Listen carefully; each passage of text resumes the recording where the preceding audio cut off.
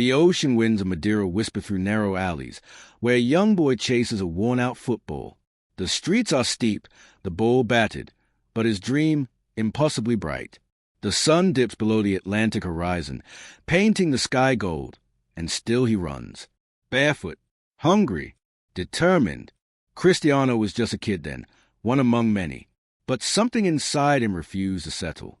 While others laughed, he sweated. While others slept, he trained. On that tiny island, cut off from the world, he built something the world would one day feel, a fire that would never die. His mother worked long hours. His father cleaned the dressing rooms of a local club. Football was escape, not luxury.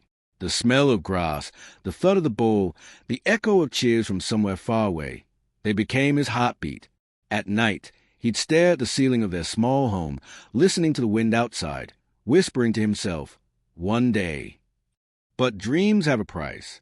At 12 years old, he left home, alone, a small suitcase, a shy smile, and eyes filled with both fear and hunger.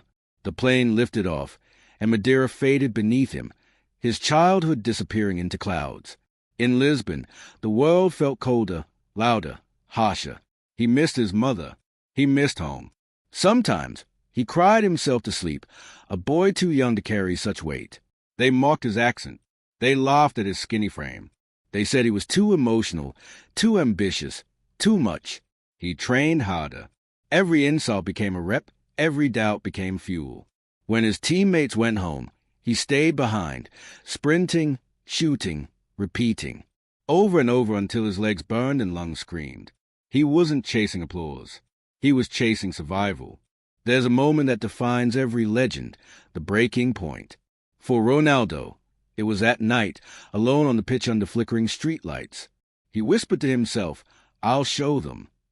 And from that night, the world would never be the same. The boy from Madeira was no longer playing for fun. He was training for destiny. He arrived in England with nothing but raw talent and an unshakable will. Manchester United. The rain, the roar, the pressure. A teenager with lightning in his feet and a spark in his eyes. The Premier League was ruthless. Big men, faster tempo, brutal challenges. But the kid from Madeira didn't flinch. He wanted it. All of it. His first day at training, he dribbled past senior players like he was playing on the streets of Madeira. Stepovas, feints, flair, the kind that made defenders dizzy and fans rise to their feet. But some teammates rolled their eyes. Showboat, they said. They didn't see what he saw. They didn't feel what burned inside him. Every night after practice, when the stadium lights dimmed and silence filled Carrington, Ronaldo stayed, shooting, sprinting, perfecting. The echo of the ball hitting the net became his only companion. Rain soaked his clothes. His body ached. He smiled through it, because this pain was progress. Sir Alex Ferguson saw it. He saw the obsession, the hunger, the refusal to break. Give the boy time, he said. He'll be special. And time proved him right. Debut day. Old Trafford glowed under the floodlights. The number 7 shirt, a legacy of icons. He wore it like armor, not pressure. The whistle blew. He sprinted, twisted, weaved through defenders. The crowd gasped. The world took notice. Cristiano Ronaldo had arrived. But success didn't come easy. Critics doubted him. Too fancy, too selfish, too skinny. He turned every word into motivation. He studied his body like a scientist, his opponents like prey. Every meal, every rep, every hour of sleep calculated. He wasn't trying to be good. He was trying to be perfect. And then came the transformation. The boy became a machine. In training, his intensity frightened even veterans. He was first to arrive, last to leave. Muscles hardened, vision sharpened. The once thin kid now moved like an athlete built by discipline. He stopped chasing fame. He started chasing greatness. Champions League nights. Premier League titles. His first Ballon d'Or.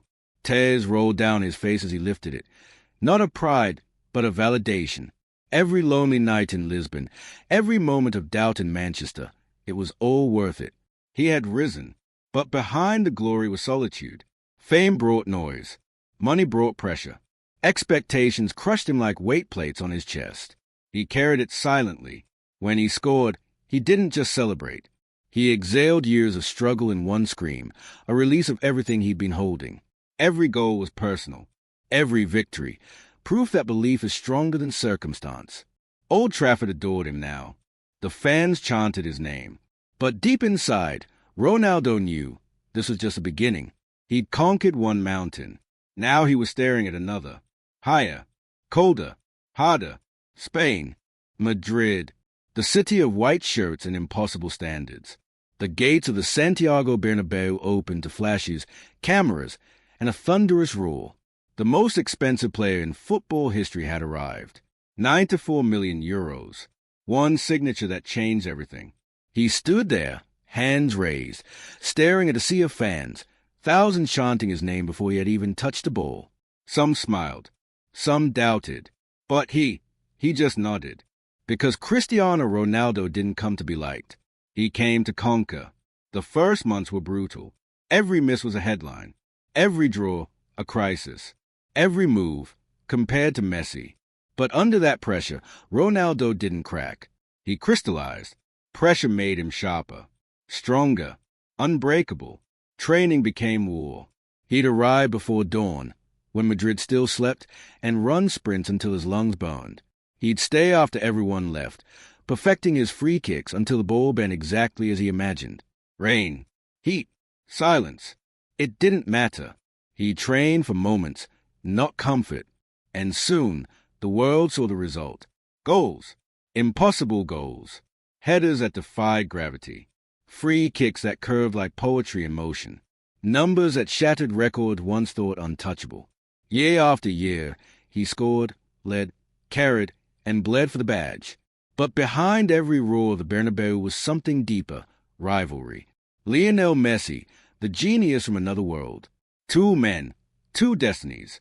Every match, every goal, every trophy. Compared, dissected, debated. The world split in two. But Ronaldo never saw it as competition. He saw it as fuel. Each Messi goal made him train harder. Each headline made him push further. They weren't enemies. They were mirrors reflecting greatness. Champions League nights became his kingdom. When others broke under pressure, Ronaldo thrived in it. 90 minutes, one chance. He lived for it. Quarterfinals, semifinals, finals, time and time again. When Madrid needed a savior, he was there. The crowd screamed, "Sayuyu," and the echo rolled like thunder through Europe. He didn't just score goals. He made moments. The backheel flicks, the towering headers, the cold celebrations, each one carved into football's memory. He wasn't chasing records anymore. Records were chasing him. Lisbon, Champions League final. Real Madrid versus Atletico. 90 minutes of tension, 1-1. Extra time. Then, the goal. When the final whistle blew, Ronaldo collapsed to his knees, tears, sweat, exhaustion. La Decima. The 10th European crown. He delivered what Madrid had craved for over a decade. But even legends bleed. Injuries, criticism, fatigue. He faced them all. Every season, a new doubt. Every game, a new test. And still, he rose. Because Ronaldo's fight was never against others. It was against himself, the man in the mirror who demanded more every single day. Euro final. Portugal versus France. He limps off injured, tears streaming, his dreams slipping away. But he doesn't sit still. He becomes a coach, a leader, a commander on the sidelines. Every shout, every gesture, filled with fire. When the final whistle blew, Portugal were champions of Europe. Ronaldo lifted the trophy not as a top scorer, but as the heart of a nation. He had conquered England. He had conquered Spain. He had conquered Europe. But legends don't retire on top. They find new battles.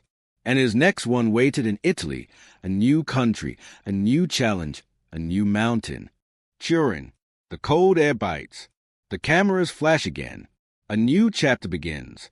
They said he had nothing left to prove, that he'd done it all, that he should stop. He smiled, because those words, he'd heard them his entire life. Italy was not a vacation. It was a new test. Different football, different rhythm. different challenge. But same Ronaldo, same fire, same obsession with being better today than he was yesterday. He trained like the youngest player in the squad, outworking men 10 years younger. Every sprint timed, every diet measured. He studied defenders like puzzles waiting to be solved. And then the goals came. Left foot, right foot, headers, penalties, volleys, all the same result. The net rippled. The crowd roared. A new league, another crown. He lifted trophies in Italy, broke records again, but this time it felt different. He wasn't chasing recognition anymore. He was chasing time, proving that passion doesn't age, that discipline defeats decline. In the quiet nights of Turin, after matches, he'd often walk the pitch alone. The lights dimmed, the crowd gone, just him in the grass, the same bond since Madeira. He'd look up at the empty stands and smile, because he'd made it, not just to the top, but beyond it. He'd become something greater than success. He'd become an example. But even legends face storms. Critics grew louder. Too old. Past his prime. They forgot greatness doesn't fade. It evolves. And so he moved again. Another unexpected chapter. Saudi Arabia. Al-Nassr. A move that shocked the world. Some called it an end. But for him, it was a continuation. A chance to bring the fire where it had never burned before. A new audience. A new culture. And still, the same obsession. Score, win, inspire. Under the desert lights, he ran with the same hunger as that barefoot boy from Madeira. Every goal celebrated like the first. Every win cherished. Every moment savored. He wasn't proving doubters wrong anymore. He was proving believers right. The world watched. Not just a footballer, but a man who refused to surrender to time. Every sprint, every roar, every sue reminded the world. Greatness isn't about youth. It's about will. And as his journey continued, his legacy reached beyond the pitch. To kids in Africa kicking bottles. To dreamers in small towns, believing they could rise. To anyone who's ever been told they are not enough. Ronaldo became more than a player. He became a mindset. A mindset forged in pain, sharpened by discipline, powered by belief.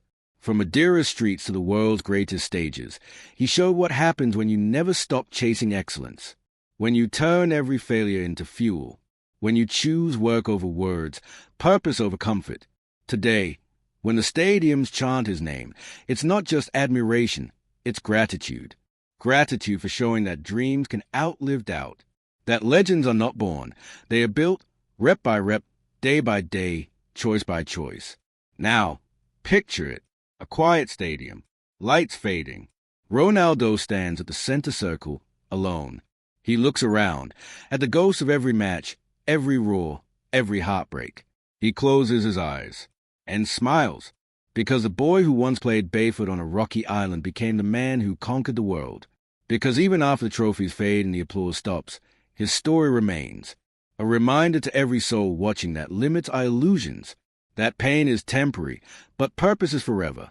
That no matter where you start, how hard it gets, or how far you have to go, if you believe, if you work, if you refuse to quit, you can become unstoppable.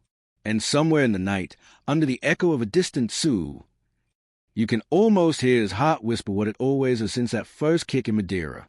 Never stop, never settle, never give up, because legends don't retire. They rise, again, and again, and again,